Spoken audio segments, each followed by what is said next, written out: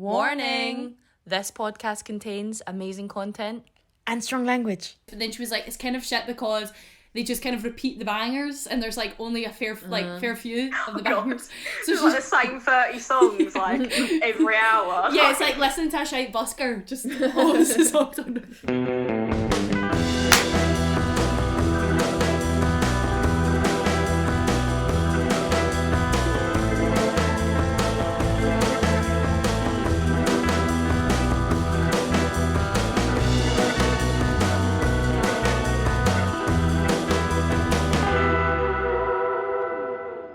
Hi, this is Back to Back Catalogues. I'm Natasha Jenkins. And I'm Juliana Hopkins. And today we have on the show Frances Murray from BLAB. Hello, how are you doing?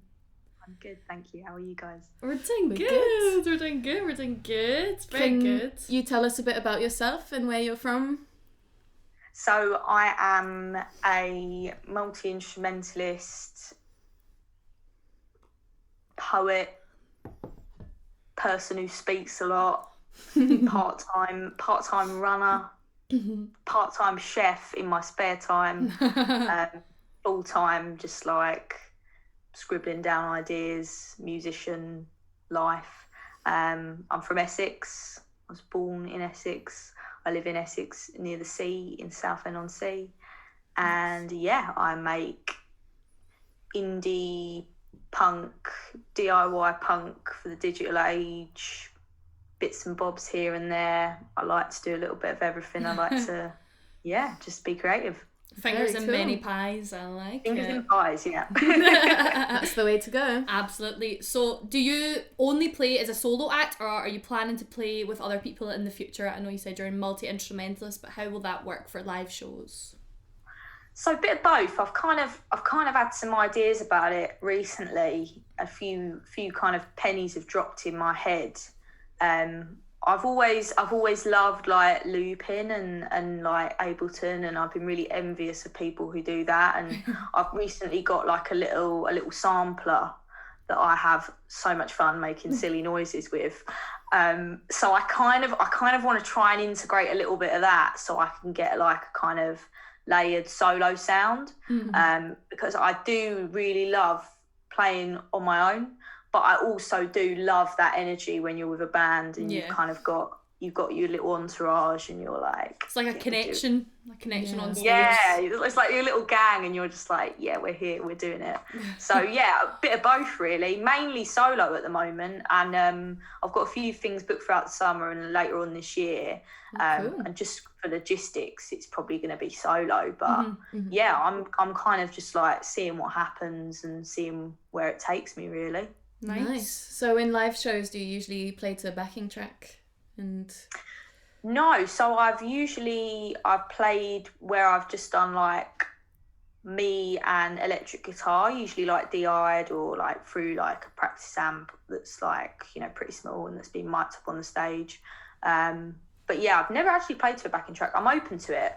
I'm kind of going to do a lot of experimenting in the next few months. So I'm kind of excited to get into that time and to kind of feel it out and try some things. I'm quite lucky that a friend of mine has got quite a lot of equipment. So I'm going to borrow some stuff off of him. He's going to kind of teach me how to use it. And yeah, I'm just going to kind of see what happens. But yeah, I'd like to try and integrate maybe some backing track bits maybe into it. Yeah. I guess it's like learning a different way of playing as well. Like, you know, it's different to be playing to yourself and then different to play with a band and then also different again to then play with a backing track too. So it's nice to hear you're going to find your feet in first. I think a lot of people like go head first into it and then they're like, I am in the deep end and I don't know how to swim. How the fuck am I going to do this? And in a way, it's quite good that it's like there's nothing really going on at the moment because it's allowed me to have that headspace. And I think the past year has been really good in a way because I'm so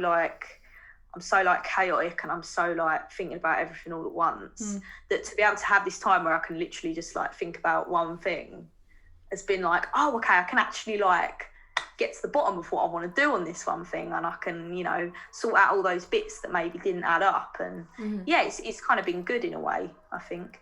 That's cool. That's and really it's good to experiment and then find what works the best for you as well. Yeah, definitely. Yeah, it's good we're kind of got fuck all else to do right now, isn't it? Yeah. Literally. Nothing else to do apart from them being a massive nerd in your bedroom and see if use Ableton. Literally. So many people releasing like bedroom EPs and all that right now because they got fuck all else to do. Yeah. Now playing R.I.P. by BLAB.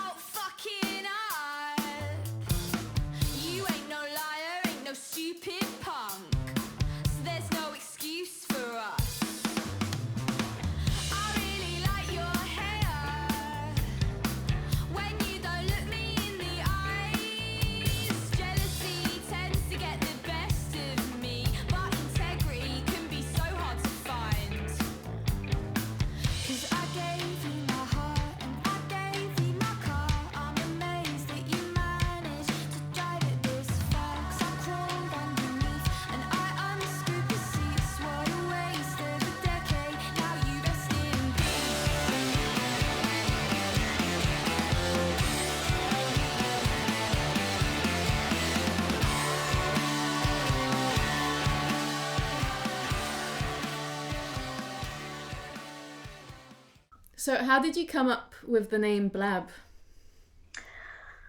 It's a very long time ago. I was about 16, and I was really into the Arctic Monkeys, as many other 16-year-olds who start playing guitar or who just like indie music are.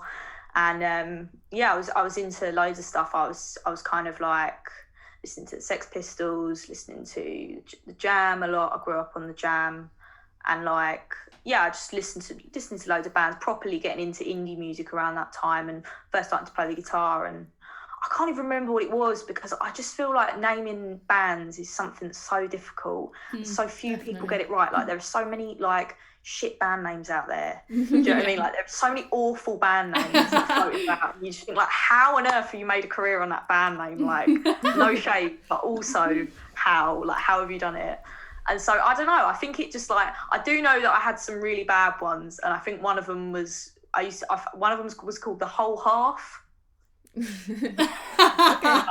No, who's doing that? Yeah, so and I just stumbled upon BLAB, and I was just, like when you're just like, yeah, that's it. I just knew. I was like, I'm a super chatty person, I'm a super outspoken person, I'm super like stubborn with my beliefs and with who I am. So I was like, yeah, this name feels like that personified and in a word. So yeah, I like it. It's short and like you remember it as well. It's a good name. Yeah, definitely good. You're totally right. There are a lot of fucking shite names out right now, so I think BLAB's quite short and sweet. Yeah, you know what I mean? Cool. Yeah, not overcomplicated. Keep it short, keep it sweet. The only thing is that like people, you always go BLAB like when you're at a gig and you're trying to shout in someone's ear, and it's really loud, and what's the name of your band? You're like, I'm like BLAB. People can't really hear you properly, and they always like missay it or like mispronounce it, and I'm like and Blob. it's funny. Yeah. The band's called BLAB. Yeah. Blah. You're like, and I've had all kinds of things that people have thought the band name is, but I think once you get it, then you know what it is. Of course, yeah, unforgettable. It's a good one. I like it a lot. So, what is the writing and recording process like with your music? Do you play all of your instruments on your recording, or how does it work? Tell us. So it's kind of, I'm very kind of like protective over the parts that I write. Yeah. And I do write all the parts pretty much. The only time I don't write parts is if it's like something really intricate on keyboard. Like recently, one of my mates, she's really, really great on keyboard. Like I got her to play like a crazy like keyboard solo, like the specials with this like organ thing. Like it was absolutely nuts. She absolutely smashed it. Like obviously like she did like a little solo and that. But yeah, like with guitar parts, with bass, I like program the drums in. I'm not a drummer. one day I will learn to be a drummer, but I just can't do it. I'm not that way inclined at the moment, and it pains me every day that I'm not a drummer, because I would love to drum so bad. But yeah, mainly I just kind of like just empty my head of all the ideas I have. Kind of just think of it all quite quickly, get it down on a demo at home, just playing what I'm thinking, what I'm feeling. And then a mate of mine, who I record with, Sam, he's an absolute legend. I kind of take it to him, and I will then kind of like brush up the parts in my head after I've kind of had a second pair of ears on it.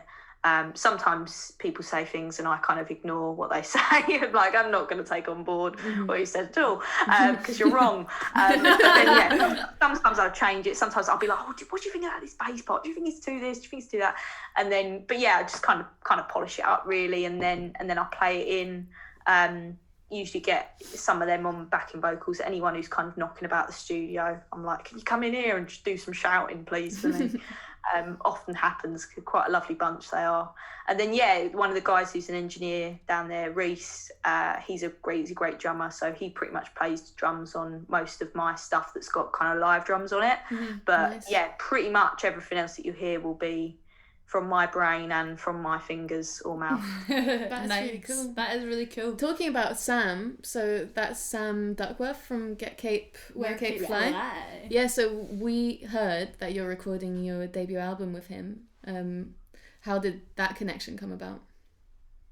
You know, it's a funny one, because Sam's from Southend, I'm from Southend. I'd never really come across him. I'm very, how do I say this?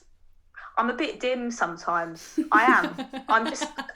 Sometimes things completely pass me by, and I'll completely hold my hands up to it and be like, "Oh yeah, I never knew that." Like, things can be completely in front of me, and I just won't even clock it. And then someone will go, "Oh, that's there," and I'll be like, "Oh yeah, it is. Thanks for telling me." Like, I knew of Sam. Like, I knew of his music, but like I didn't fully clock he was like as local as he is, and he lives literally up the road from me. You know. And the studio is up the road from me as well, and you know, we just kind of got working together, because I went to record there anyway. I didn't really know he had any involvement with it, and I got along really well with Reese, the engineer. He was kind enough to lend his hand on the drums, and he was very supportive of my stuff. And I think he just played it to Sam one night, and Sam really rated it, and he reached out and he just said how much he really loved my stuff and he wanted to be involved, and the rest is history, really. So that's nice. Yeah, that's really cool. That's really cool. What studio? So is that a studio in Southend you're talking about? Yes, so it's in lovely sunny Southend, and all the kind of delinquents of the local area kind of come and record their music and, you know, loiter. And it's great. It's a great time. It's a really, really lovely place. And just lots of fun times in there, lots of great memories, and everyone's just a legend. It's just really cool to have like a little hub where there's kind of things going on. I will mention actually, there's like a few other kind of little studios next to it as well.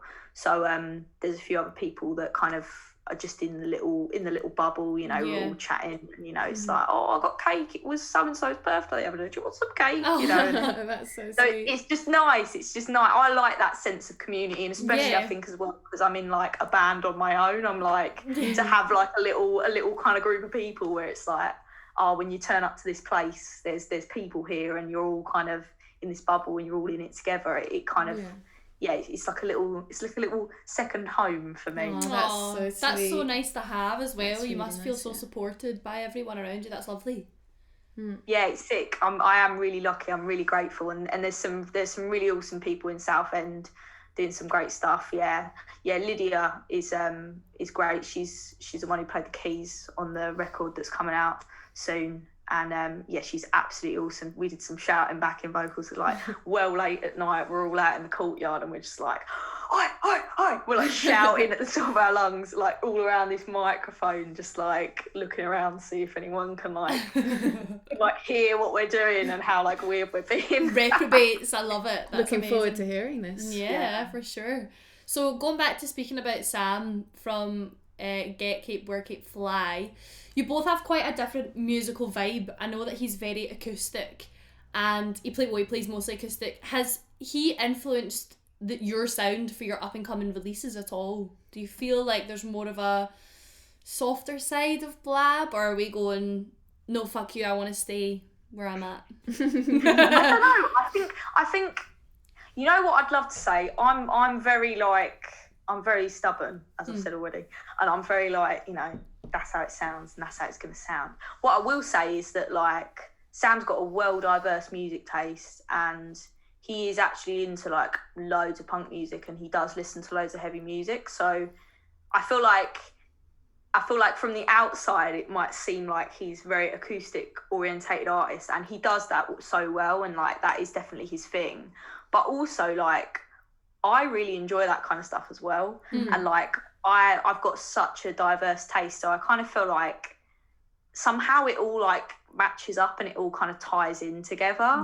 Because like there is this kind of like love for heavy music and like love for kind of like emo music and like post-punk music and like bits and bobs like that, and then there's things that he's recommended me and I've recommended him, and you know there's loads of crossover there. So I feel like in a way it's kind of made my music heavier in a way, because he actually recommends, I think because he knows that I listen to lots of like punk music, and that's kind of like, you know, the post-punk and the indie, and like that's where my head's at musically. I think he recommends me a lot of like stuff that he listens to that's like that. So cool. It's weird because when we're recording my stuff we're kind of in that headspace. But yeah, I do have a lot more softer songs, and I think that when people hear what I've been working on, even as the year progresses and there's a few more songs coming out, I think people will potentially be not surprised, but I hope they'll be like surprised in a good way. Yeah, like, of course they will. You know, there's another little bit going on there, you know? So, definitely. Yeah, I think it's just like there's just loads of diversity in terms of like the taste there, and there's definitely a lot of crossover. Yeah, that's good that you're like bringing out softer stuff as well, because I always think it's really nice to hear when you have a punk band or like a heavier band. I think it's always nice to hear that they're capable of doing something softer, and if they're good at it, it can be magic. Like when you hear it on an album and you've got that, like it's almost like a B-side track, even if it's not, I think it always will sort of have that sort of like magic around it where it's like, oh fuck, this band can do something different and they're still so good at it as well. So I think you'll probably surprise yourself and be surprised at the feedback. I think it'll be received really well. But yeah, I agree. I think like with like music, I don't know, I think about it this way. This is just like my philosophy on like music, life, everything, like things that I like. It's like it's got layers and it's like dynamic. Like the emotional dynamics of an artist, like the artist that I love with like my full heart, and I'm like, wow, I'm so invested in that. Always the artists where it's like you've got those moments where like you can sit back and you can be on your own and you can like feel like you're gonna cry your eyes out when you're listening to it. And then you've also got like those like absolute rages, do you know what I mean? Like, and I love that contrast, and I love that one thing or one artist or one film or book can take me on that journey. So exactly. I think that's just like what I'm trying to do with my stuff, really. Very nice. Very nice. Yeah, that's what I was going to say. It takes you like through a journey through the album of all the different emotions. For sure. Which is really good. So what music do you listen to a lot of at the moment? Well, it's been a bit of a mixed bunch at the moment. I've been listening to a lot of LCD sound system. Oh, nice. So have big I. Time.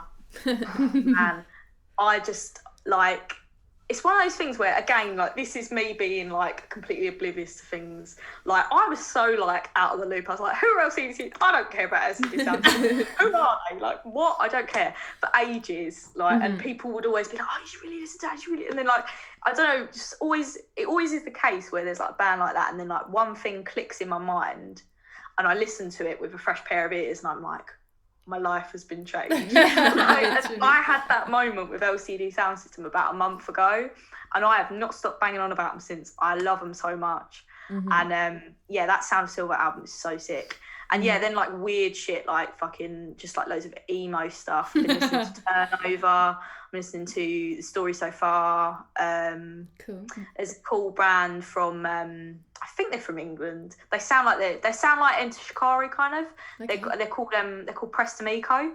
Not heard of them actually. They're kind of cool. They've got like a little bit of that Enter Shikari vibe, but they've got like Weezer style like vocal harmonies, where like the vocal harmony is really high in the mix compared to the lead, and I don't know, something about that just like makes my heart beat a little bit faster. I love Weezer so much, and I'm like, anything that reminds me of that, I'm like, I'm in, you know. Nice. We've got big emo vibes in this house recently. Jojo used to be an emo scene kid, didn't you? Yeah. Oh my god, I could so tell. I was like, you're totally an ex-emo. Oh yeah, definitely. Most of my life was emo vibes only, to be fair. We've all been there. I skipped that phase, man. Like seriously, like when my sisters were going through like their proper emo phase at uni at 6, I was like, what is this shit? But I was like the weird kid into like Pink Floyd at 8, and then from that whole time period I was like the Beatles, Pink Floyd, Zeppelin, like cool, though. Oh, it was cool, but in a different way. So everyone was like, yeah, you me at 6, and like heavier the Paramore, and I was like, ooh, disgusting. Give me the Beatles any day. And then like you skipped emo and you went straight to like BBC Six Dad. Like, don't diss BBC Six. We love BBC Six in this house. Mate, on in the kitchen. It's so good, isn't it? You know what? I get so many new songs through there. Like I just whenever I don't know what to listen to, or like I'm doing housework or like I'm cooking or whatever, I'm like, put BBC Six on. I always, you know, like when you hear a song and you're like, I have to find out the name of that song. It happens to be like, no other radio station provides me with that much quality. You know what I mean? It's so good, isn't it? Absolutely. It's so good. It's funny because most of the people we've been talking to on here are like really into BBC Six, and it's good to know that people are still listening to the radio. Yeah. What has been your favourite venue to play so far? So difficult. I know it's shit now because like it's hard to remember. It feels like a lifetime ago. Like, these are I played, man. Like, I'll probably have to say, and it's just because it's like hometown, you know. Probably Chinnery's in Southend. It's this little pub on the seafront, literally right on the seafront. Opposite Adventure Island, which is a wonderful theme park. Southend theme park, absolutely legendary to anyone who's from Essex. You go there as a kid, and then like you go there as an adult because you go to Chinnery's and you go out for a fag and you can just see, like, you know, your childhood in front of you. Oh, that's so cool.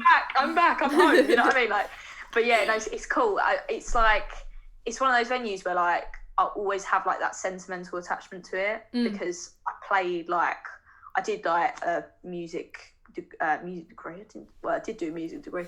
I did like a music course at college, like a music practice course. It was like part production, part performance, and it was absolutely sick. Like it was a well good course, and the teachers were well awesome, and we used to play gigs at Chinnery's. They used to put on college gigs. So used to like play in bands. So we're playing like, I remember this is the only time I've ever played drums in my life. I played the drums to Don't Stop by Fleetwood Mac on that stage. When I was like, good memories. 16 or whatever.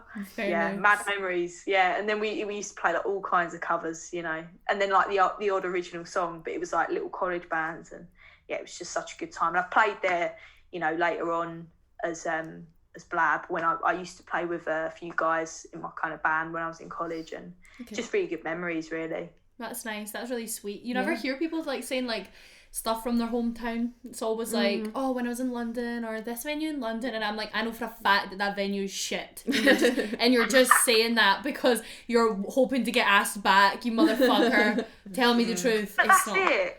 It's about the atmosphere, isn't it? It's about the atmosphere and the kind of the feeling you get from the crowd, and it's about that as much as it is about like, oh, cool venue, trendy venue. You know what I mean? Like, yeah, there has been a few gigs I've played in London that were really good. I remember like playing a gig and being like, it's my best gig. This is the best gig I've ever played in my life. Like, were you lying to yourself? I don't even know if it was the best gig I've ever played in my life. It was just like, you know when you come off stage and you're like really cocky and you're like, oh, smash it. You're rocking about. Where was that one? I think that was at the Half Moon supporting Sam, supporting Get Cape last February, I believe. Yeah, it was before lockdown last year, and it was just great. It was this great gig, a really, really fun time, and it was like wedding themed, because Sam loves a theme and he loves to just go all out on things, and they had like cake. He got like cakes for everyone, like it was an actual wedding, and they'd like decorated the venue like it was a wedding venue. What? It was That's just amazing. You had to be there because it was such an atmosphere. That's and like I was really well rehearsed for that gig, because I was like, I hadn't done a gig in a while, and I was like, I want to smash this gig, and I don't know, I just felt like it was just a really fun time. Did you have to wear a wedding dress? That's what I want to know. No, I didn't. I tell you what I did wear. I wore like bright green trousers. I have these bright green trousers. Yeah, I went for a phase of like wearing them everywhere. Love it. Green is the best. Yeah, we love green. Green's our fave colour. How did you come up with the music video idea for R.I.P.? Honest answer, after I had loads of other better ideas, and then realised that they were completely unachievable on the budget that I had. Nice. Which is like real musician hour, do you know what I mean? I mean, I had a few other ideas that were like, I tell you what, I did have one idea where it was like me as a mechanic in like a boiler suit. Right. Like with like a, you know, like American mechanic in like a boiler, but instead of it being like a you know, shitty coloured boiler suit, it's gonna be like a pink boiler suit. Nice. That would have been cool. You know, like little American like name tag. Like I love that. I love boiler suits. They're so in right now. Yeah, I'd wear one. Same. I mean, I might just try and get one and be like, you know. We should get back-to-back ones. We'll get back-to-back ones and we'll send you one, BLAB, so that you can have BLAB and then back-to-back. Exactly. You can have your name tag on the front. Next time I see you in real life, we have to coordinate. Yes. We'll have our name tags on the front and the logo on the back. Oh yeah, on like big thing, and then we'll have BLAB as a logo. Yes.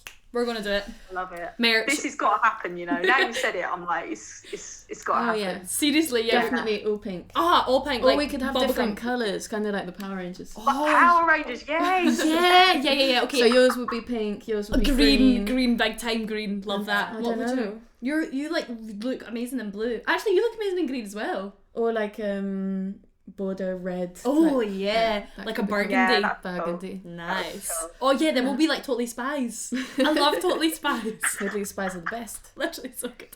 We were thinking of getting like back-to-back mugs, because we always have our mugs with our initials on them. Like Jojo's got hers.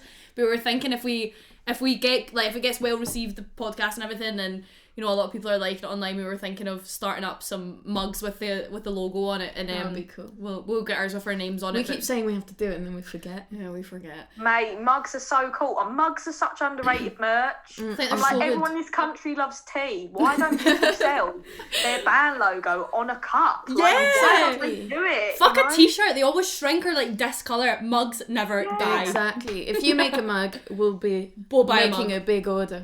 Yeah. Maybe I'll make 2 special mugs just for you. Yeah. And then it'll be like the BLAB crew. Yes. That would be so we can cool. like shuffle use them on next episode. So like if everyone sends us a mug with their logo, every different episode will have a different mug. Oh, I like it. Oh, creative. I like it. Really cool. That's sick. So this is a bit of a serious question, and like we always say that on the podcast, honesty, you know, it's a safe space for musicians. We always say this, and yeah, just to remind you, so be as honest and as brutal as you need/want to be.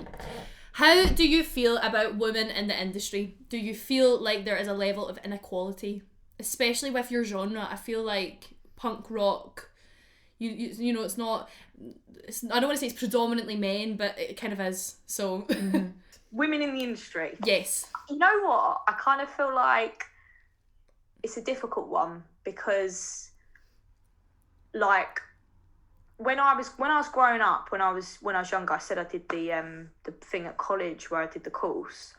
Like I loved that course so much, and I loved like meeting people. I loved the tutors, but like there were a lot of like people on that course that were like, you know, traditional like young lads playing guitar, and they were kind of just like, because I wasn't playing like Led Zeppelin riffs and like, you know, fucking Layla by Eric Clapton, you know, because I wasn't playing that, and I was like, yeah, I like Sonic Youth, and I like, you know, like whoever I was listening to, like, you know, I like Wolf Alice, and I like Slaves, and like, you know, whoever it was that I was, you know, digging at the time, those lot, you know, because I was doing that, and they weren't really into that. I feel like they kind of just dismissed me as a guitarist.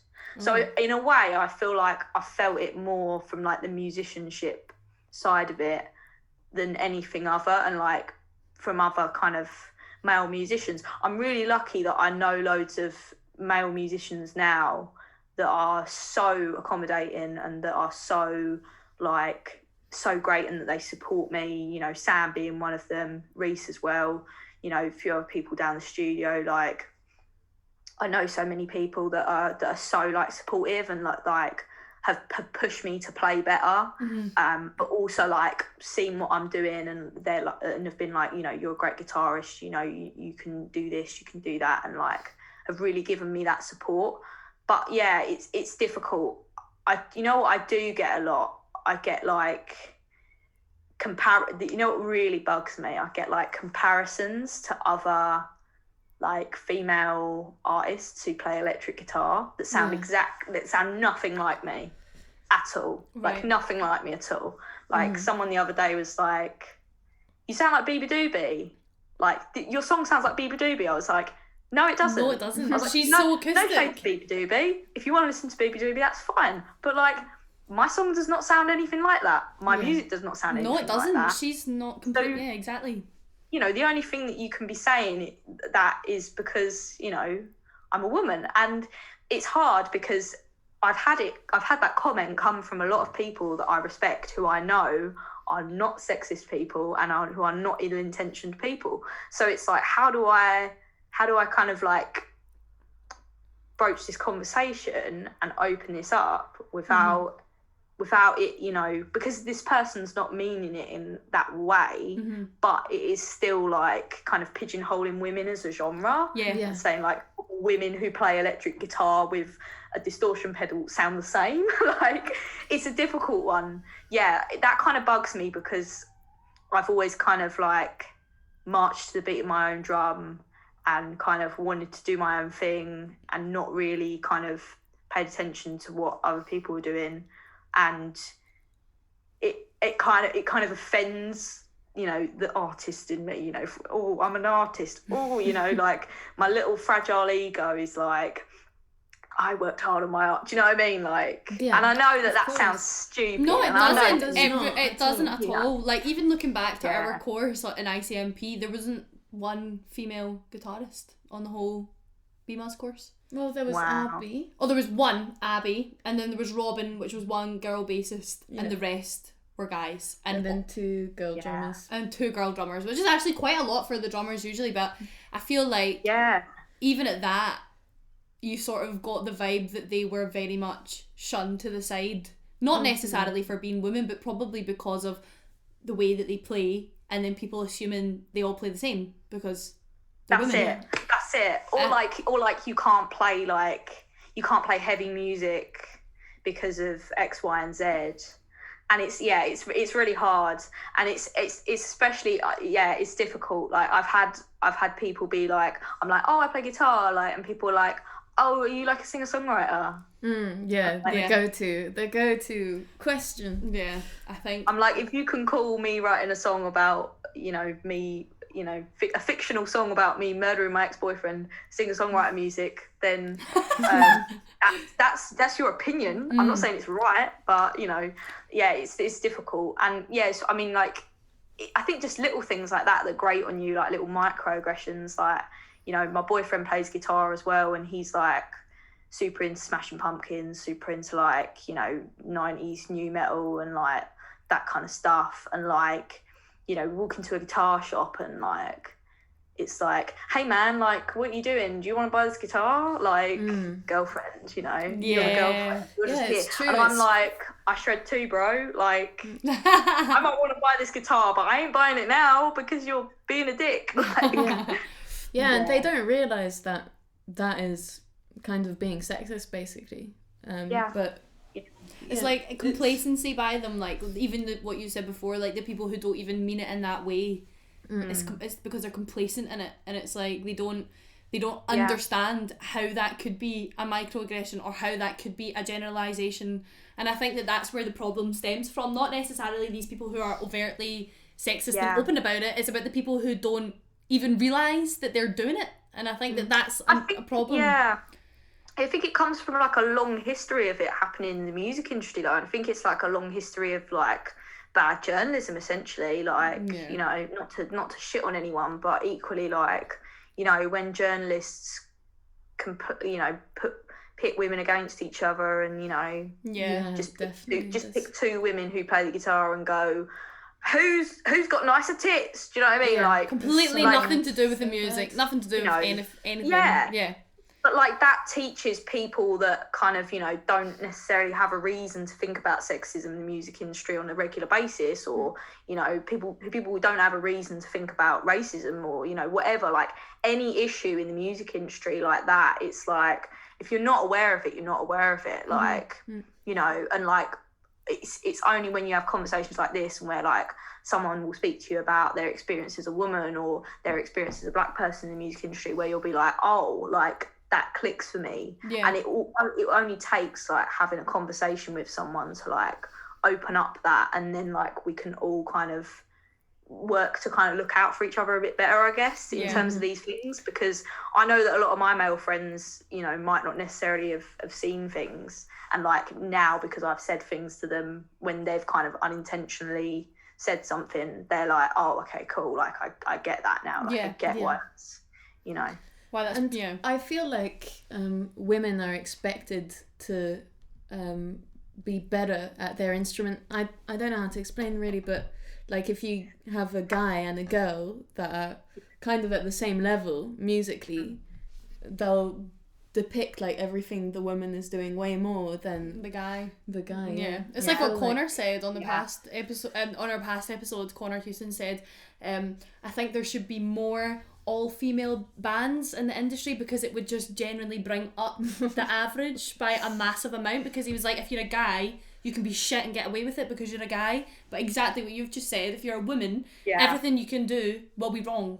Yeah, especially in something that's more like rare for women to play, like electric guitar or bass or drums or you know. No, it's so true. I've definitely faced that, and I definitely have noticed that my own insecurities about my playing and about my kind of like voice and place in music, I guess, has always come from like a point where I know that like men in particular are like looking at me kind of like waiting for me to fuck up and to correct me or like whatever. And it's just shit, isn't it? And I know what you mean, like when you look at it, like there are so many middle of the road, like, you know, 4 white guys in an indie band who like, you know, make it famous because of X, Y and Z, because like, you know, whatever, like you just and then you think like, you know, that doesn't happen to like 4 women in a band. Like there aren't loads of like middle of the road women in bands. Like there are some, you know, like not every, you know, female band out there is like the best band in the world. Of course. But you know, like if you look at the disparity, like there are so many blokes who are just riding off of absolutely nothing. Yeah. You know. Yeah, literally. Some of them are like they're so true. They're just good looking, and then you put them in front of a guitar or in front of a mic and they're like, I'm the new next best thing, and I'm like, just because you have a pretty face doesn't mean that you can fucking shred, motherfucker. So true. So true. Yeah, it's a fucking joke. I think it's just shit, and I do think that a lot of women are turned against each other because of that mentality of men, and it's like, girls, come on to fuck. Yeah. Get like, it's honestly, it baffles me as well. It just, the whole music industry, and again, going back to what you said, like all of the issues in the music industry, I think that as long as there's issues, the similar issues in society, there will be the issues in the music industry. Inequality, racism, classism, everything. And I think like classism's another big one that's quite big in music, and it's like, God, you didn't make it, you only made it big because your parents paid for you to make it big, and it's like, or mummy and dad, bank of mum and dad, and it's like, well, come on, again, this is an art, and it's based on a talent, and it's based on a passion, and if you've got the balls to do it, then fucking do it. It doesn't matter where you came from. I think as well, like, it works both ways on everything. Like, women are overly sexualized, yet like if they're not sexualized enough, then they might be like, oh yeah, that's why you didn't, sell as many records. Yeah, you know, like, it's so you didn't get your tits out enough, and it's like, and then equally with classism and stuff, like, it's no illusion that I do not sound like, a RP, person. No. I'm actually not that like, I don't want to say poorly spoken because I don't believe it's poorly spoken, but I don't actually have that much of a thick Essex accent, I don't think, for considering lots of people I know. But I do know that people do have a certain perception of me when I open my mouth, and that translates into how they think about a number of different things about me and my music. Yeah. And like, I got like a bit of feedback on one of my songs from someone, like it was on like Submit Hub. Like, I don't really like Submit Hub, but like, you have like them free tokens, you submit your song or whatever. Yeah. Like, submitting my song, like someone from some fucking blog, Joe Blogs, who knows who the fuck they were, like, was just like, yeah, I don't really like the vocals. Fuck you, Joe Blogs. I was like, why don't you? I was like, that means you don't want to hear someone who sounds common singing on a song. Literally, really? Johnny Big Tatties, like trying to be Johnny Big Potatoes. Fuck off. I'm the same though, but with my accent, it's the exact same with me. Like, like a lot of people say like, sing in your accent and you'll sell more, but then other people are like, oh my god, your Scottish accent, and it's not even necessarily to do with music. Like if I'm working, because I've done quite a bit of work in the business side of it, being a promoter's rep, opening my mouth to someone and coming out as Glaswegian, they're like, I don't know how to feel about her having to deal with all of the business side of this evening. And it's like, well, fuck you, man, because you're working under me tonight and I'm your boss tonight and you need to do what I tell you, or this is going to go tits up. Like, doesn't matter if I'm a girl or I'm Glaswegian or I'm young. It is what it is, and you need to do what I say. Sorry. No, I don't make the rules here, I just go by them. So I feel it's the exact same. Accents and that, it's again, don't judge a book, it's such a cliche thing, but it's such a true thing. And I think with females in the industry even more so, like, and also another thing is depicting everything within a songwriter's song. She's had a bad experience because of what she sings about. She's worded this a certain way, she must have been whatever, raped, sexually assaulted, or she's an attention seeker, or she's, she's and then a guy will sing about anything, and that's fine. A guy will sing about snorting lines off titties and fucking bitches on opiates, and it's like, but I can't like make this poetic and beautiful because I'm a girl.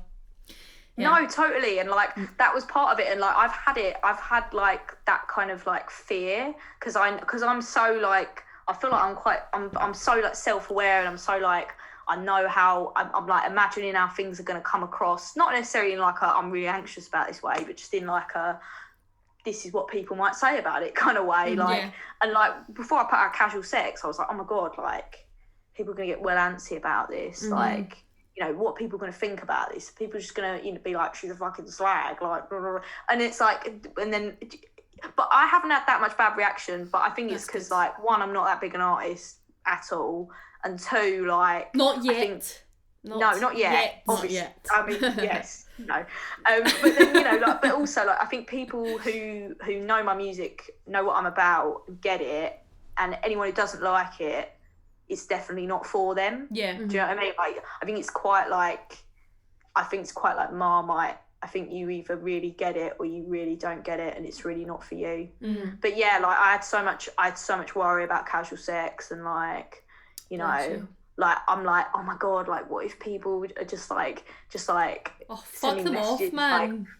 Literally. Like you know, what if people were like, oh my god, your boyfriend must hate you because like you fucking like just wrote a song about like shagging people, like, but then it's like, you know, and it's like, but does it really matter, you know, like in the grand scheme of things? No. And also people are always going to pass judgment about whatever you do, so They will. I kind of think you just have to do it. Exactly. Yeah, just write about what you want to write about. You would never do anything if you worried about what everyone else was going to think about it. Yeah. So true. That's what Johnny Mitchell says. Yeah. They'll always have something bad to say. Yeah. No point trying to please them all. Now playing Casual Sex by BLAB.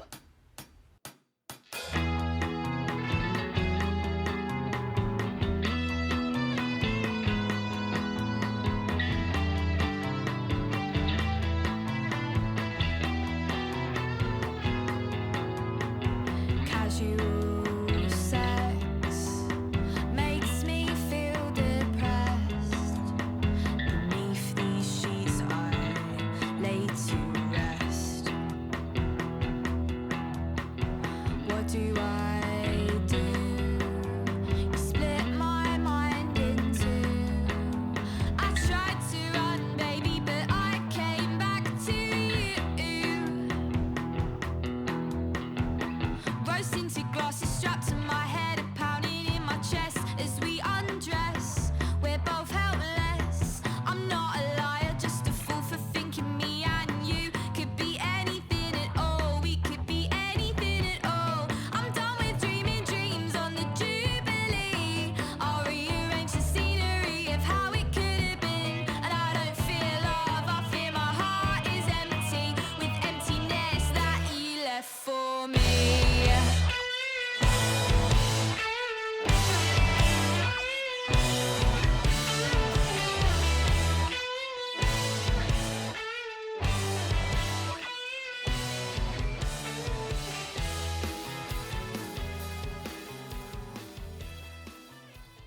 We were listening to your music on the radio and we heard the presenter Ollie Windberg say that you're the next big name in rock music. How did this make you feel in terms of your up and coming releases? Your next releases? Yeah, I mean it's great. It's one of those things where it's like it's so, I was saying this the other day, like when I was speaking to someone else, but like it's so cool when people say things like that, but equally it's like I'm always like looking forward and I'm always looking on to the next thing, and I'm so like, when I'm excited about something I'm working on, I'm like so 100% in it.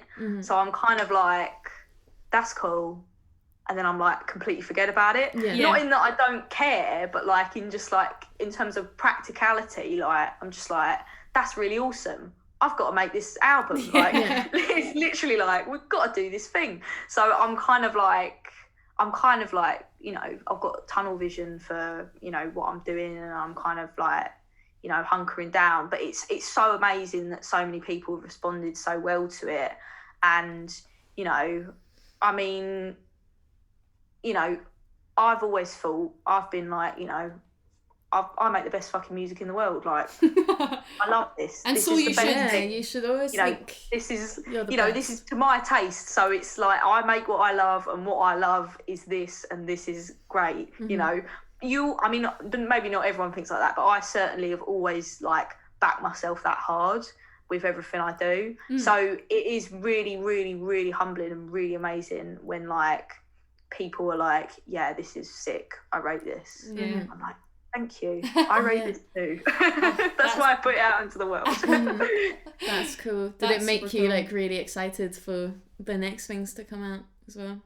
Yeah, it did. I was kind of like, yeah, it was a bit of a weird one. Like with the first single, I think Ollie said that when the first single come out, like it was, I just didn't, you don't know what's going to happen when you first put out like your proper first release. And like, I put some stuff out when I was like 17, like, but it didn't really go anywhere. It was on SoundCloud. That was that period of time, you know the period of time when everyone's on SoundCloud doing things.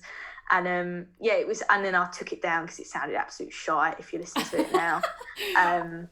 And yeah, no, I just was like, Ollie's great. Ollie's always been really super supportive of me, and he's a great champion of new music. So I've always, you know, had you know him in my sphere, and I've listened to what he's recommended, and yeah, it was just really sick. That's great. That is so cool. So we've seen that you're signed to the record label Cool Things Record. How did this opportunity come around? So again, more lovely Southenders. Cool Things. I'm loving this vibe. It's all very like family. Mate, it really is, and like I think that's why I love it, because I do really feel like I've got like a little family, because everyone's all like, you know, everyone like looks out for each other. Everyone like, you know, if you listen to someone's songs and you hear it, they're like, man, that's sick, like it's so cool you're working on that. Or like, you know, someone does something with someone and they do like a writing collab and you're like, oh man, that's so sick. Like, you know, it's good to have that hype. But yeah, back to Cool Thing. Yeah, I've known those guys for a very long time, and yeah, they've always had my back. They've always supported my music all throughout that. And when I was about 18, I'd made some demos of the songs, and yeah, I sent them through, and then I went, after I'd been in the studio with Reese the first time round to record R.I.P. and Casual Sex, I sent them those, and we just went out for a coffee, and brought the dogs along. Nice. Had a little chill out, and we were like, yeah, we think you're cool, let's do some stuff. And I was like, yeah, sick, that'd be great. So the rest is history. I really rate them, and there's loads of cool bands on Cool Thing, because it's a cool thing. There's loads of cool things on Cool Thing. Of course. And yeah, no, it's just great fun, and yeah, I've always really respected what they do. So that's nice. Super nice. We'll definitely check out more bands on there. Yeah, we will. We researched all of our people on here, so we were proper researching you up, girl. We were Nancy Drewing it. I'll send you a list of cool local people. Yeah, do please. Southend, like my Southend All Stars playlist. Yeah, I love listening to new music and new bands as well. For sure, definitely. Mm-hmm. So, do you have a hidden talent or something you're passionate about besides for music? I kind of said it in my intro, but like everything, genuinely, like give me a thing and I'll get weird and nerdy about it. Like at the moment, I love cooking. I'm really into. Well, I've always been into cooking. I love cooking. Mm-hmm. When I was like young, my like dream job was like music producer or like celebrity chef. Okay, nice. I like the contrast. So yeah, maybe one day I'll start like a YouTube channel where I'll do like, you know, like a cooking show thing, like, you know, maybe one day. But yeah, like I love cooking. I love like going to restaurants and eating, and like just food is just great fun, isn't it? It's just great. Food's just great. Food is just love amazing. Love that shit. Love yeah, it. and then yeah, I also do like I do painting a little bit and drawing. I've got quite a good like eye for things, but sometimes my hand can't always do what my brain wants it to do. Yep. So I need to practice. So I'm gonna get myself a little sketchbook, and I've also been doing macrame as well. What's that? Yeah, what is that? Which is like it's really funny. My boyfriend doesn't know the difference between different crafts, and he thinks that anything that you do with like twine is knitting. Oh. So he's like, oh, you're doing your knitting again? And I'm like, it's not knitting, it's macrame, you absolute idiot. But it's basically, you know, like you get those plant hangers. Oh with, yeah, like, yeah. So that's macrame. So you make all kinds of stuff out of it. So you can do like that, you can do like key rings, you can do like little kind of like ornaments, you know, to hang on your wall and stuff. I want one of those plant hangers. Do you want to make me one? I will. I'll pay for it. I'll be taking commissions. Please make me one. I was actually thinking of making some the other day because I want to get some plants. Because I need some more plants. You can't have too many plants, so literally, I need to make myself some. We've got a small jungle in this room just to the right, so I mean there's like 4 big plants at the moment, but yeah, I really want one. They're super cool. That's cool. You're like a polyglot. You're good at lots of things. I like that. I just love being busy and just chipping away at stuff, and yeah, I've been writing poems as well. And who's your favourite poet? Do you have a John favourite? Clark. Oh really? Yeah. You should let him. He's really funny, and I like funny poems. Mm-hmm. You like funny poems? Yeah, I like funny poems. I try and write funny poems. I think my poems are quite funny. I think quite a lot of the things that I do are quite funny. A lot of people probably just think I've lost the plot, but I think it's hilarious. So maybe I'm gonna do like a poetry zine at some point soon. Oh, cool. Where I'm gonna like make a little zine of some of my poems and that. I love poetry. That's really nice. I love writing poems. It's just like the best thing ever because it doesn't have to rhyme and no one can tell you it's wrong. That's there true. You go. That's it. Yeah. Sick. That's sick. So, do you have any advice for a band starting out? Just do it. If you want to do it, just do it. Just do it. Don't be a dick. Remember why you're doing it, and have fun. Nice. Because if you're not having fun and you're not doing it because you want to do it, then there's no point. Yeah, nice. That's very true. That is very, very true. I like that. Straight to the point. You're like a Nike person. Just do it. I am. I'm so blunt. People in my life get so annoyed with it because I'm so like, I can be very black and white and very stubborn about things, but I'm just like, it's no nonsense. Just get on with it, you know. Yeah. It's the best way to be though, babes. Honestly, best way to be. Yeah. Being blunt is the best. Yeah. Nobody can. Then you get shit done. Trust. Nobody can get confused. So for our last question, do you have any releases or shows coming up that you'd like to talk about? Yeah. Plug yourself. So I do have lots of things coming up. I have a few shows I have one booked for the end of May. Nice. I'm not sure. I'm not sure whether it will go ahead or not. Everything's up in the air right now. Yeah, fingers crossed. But yeah, and then I've got some bits throughout the summer, and then there's also some stuff that's being announced very, very soon that I can't say yet. That is very exciting. Okay. Regarding both shows and releases, but nice. I'm really excited for it. I've got loads planned for this year. And yeah, I just can't wait to get out there. I just keep writing songs that I love, and I just want people to hear them. So God bless you. That's so nice. So Blab, tell everyone where they can find you, please. All your handles and where you are online, and yeah. So I am just at Fran Blabs with an S, not a Z. It sounded like Z then. Fran Blabs. Fran Blabs. FranBlabs. Pretty much everywhere. I have got Instagram, Twitter, Facebook, TikTok. Don't really use TikTok. Don't really get it. Maybe one day. Maybe not. Maybe let's just not do that. And yeah, I've got Spotify. Spotify is just Blab. If you search Blab, it should come up. Yeah. You'll see a little picture of my ugly mug. No, it's all your gorgeous hen.